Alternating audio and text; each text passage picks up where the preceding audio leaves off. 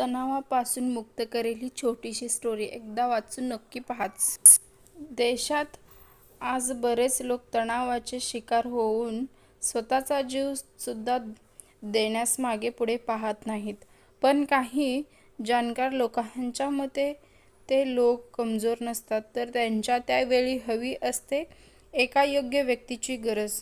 जर त्यावेळी त्यांना ती योग्य व्यक्ती मिळाली तर ते त्यामधून बाहेर निघतात आणि नवीन आशेने पुन्हा आपले जीवन सुरू करतात. पण बरेच तेव्हा त्यांच्या मनातील गोष्टी शेअर करण्यासाठी कोणी मिळाले नाही, तर ते जीवनापासून हरवून वाईट पावले उचलतात. तर आपण किंवा आपल्या आजूबाजूला कोणीही तणावात असलेले तर त्यांचा मुक्त मी सोबत आहे. तुम्ही हे वाक्य पुरेसे आहे तणावातून बरे करण्यासाठी.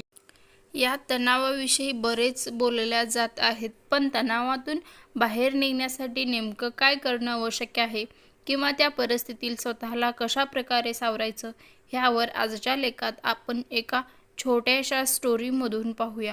चला तर पाहूया छोटीशी स्टोरी. ती तणावातून बाहेर निघण्यास आपली मदत करेल. एका शहरात एक मध्यमवर्गीय परिवार राहत होता. आई वडील आणि त्याचा एक मुलगा. त्यांचा मुलगा हा लहानपणापासूनच हुशार, मेहनती आणि सर्वची आज्ञा पाळणारा. घरात सुद्धा आई वडिलांना सांगितलेल्या गोष्टी पालन योग्यरित्या करणारा. शाळेमध्ये वर्गातून हुशार, नेहमी चांगल्या मार्क्सनी पास होणारा, शाळेतील वर्ग शिक्षकांचा एकमेव आवडता विद्यार्थी. पण जेव्हा शाळेतून कॉलेजला जात त्याचा प्रवेश झाला आणि 1-2 महिन्यानंतर अचानक तेव्हा त्याचा स्वभाव बदलला. त्यानंतर तो कोणाचेही ऐकेना, ना अभ्यासात लक्ष द्यायचा, खोटे बोलून घरून पैसे घेऊन जायचा. या सर्व गोष्टींमुळे सर्वांना अचानक आश्चर्य झाले की या मुलात एवढा बदल अचानक कसा झाला. यामागे कारण माहीत करण्याचा प्रयत्न केला गेला तेव्हा त्याच्या घरातून कळून चुकले की त्याचा मुलगा काही वाईट मुलांच्या संगतीत पडला आहे, जे विनाकारण पैशाची उधळण करत असतात, सिनेमा पाहायला जातात, धूम्रपान करतात. त्यानंतर त्यांना घरच्यांनी समजावून सांगण्याचा प्रयत्न केला की तू वाईट मुलाच्या संगतीत आहेस, तू त्यांच्या नादी लागू नकोस, स्वतःचं आयुष्य खराब करू नकोस, तू तुझ्या अभ्यासावर लक्ष दे. तेव्हा तो उलट बोलत होता की मी आता मोठा झालो आहे, मला काय चांगलं आणि काय वाईट खूप योग्य प्रकारे कळतं. मी जरीही त्या मुलांसोबत राहिलो, पण त्यांच्या संगतीचा प्रभाव मी माझ्यावर पडू देत नाही, असे त्याचे म्हणणे होते. असे बरेच दिवस होत गेले आणि त्यानंतर त्या मुलाचे परीक्षेचे दिवस आले. त्याने अभ्यास करायला सुरुवात केली, पण जेव्हा अभ्यास तो याआधी करायचा तेवढा अभ्यास आता केला नव्हता आणि परीक्षा तोंडावर येऊन थांबली होती. तेवढ्यातच अभ्यासात त्याने परीक्षासुद्धा दिली. पण जेव्हा परीक्षेचा निकाल समोर आला तेव्हा तो एका विषयात नापास झालेला होता.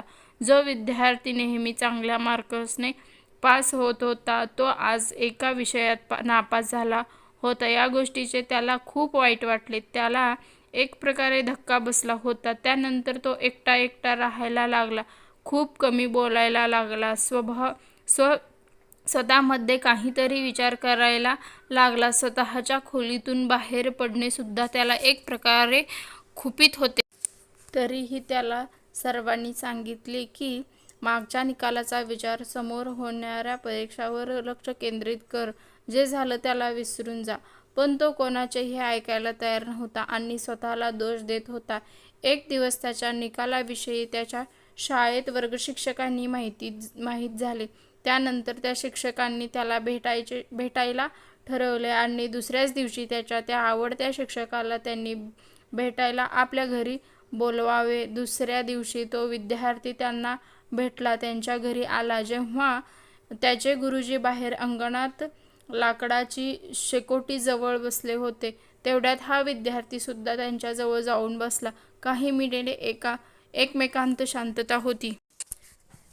पण काही वेळानंतर गुरुजींनी जवळ त्या शेकोटीतील एक कोळसा बाहेर काढला आणि त्या कोळशाला मातीत टाकले. त्यानंतर शेकोटीमधून काढलेला पेटणारा कोळसा काही वेळाने विझला आणि मुलाने शिक्षकाला विचारले, आपण असे का केले? कोळसा तर शेकोटीत चांगल्या प्रकारे जळून आपल्याला उष्णता देत होते. मातीत गेल्यामुळे त्याने आपल्याला उष्णता देणे बंद केले. आता तो कोणत्याही कामाचा राहिला नाही. तेव्हा गुरुजींनी उत्तर देताना सांगितले की नाही, कामाचा राहिला नाही.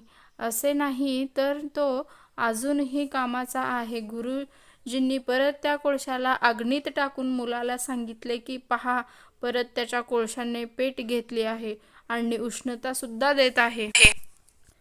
त्याचप्रमाणे तू सुद्धा जेव्हा आपल्या आई वडिलांच्या ऐकत होता, अभ्यास करत होता, तेव्हा तुझा निकाल सुद्धा योग्य येत होता. पण तू जसा वाईट संगतीमध्ये गेला तसाच कोळसा सुद्धा मातीत गेला तेव्हा आणि आपल्या वाईट वाटले की तो काहीही कामाचा राहिला नाही. पुन्हा जर तू आपल्या अभ्यासावर लक्ष देऊन आई वडिलांचे ऐकले तर तू सुद्धा पुन्हा त्या कोळशाप्रमाणेच कामाचा ठरू शकतो. त्याचप्रमाणे जसे मातीतून निघून पुन्हा पेटत्या शेकोटीत कोळसा जातो आणि उष्णता देतो, या गुरुजींच्या गोष्टीनंतर मुलात एक बदल निर्माण झाला आणि तो पुन्हा पहिल्यासारखा एक गुणी मुलगा बनून समाजात वावरू लागला.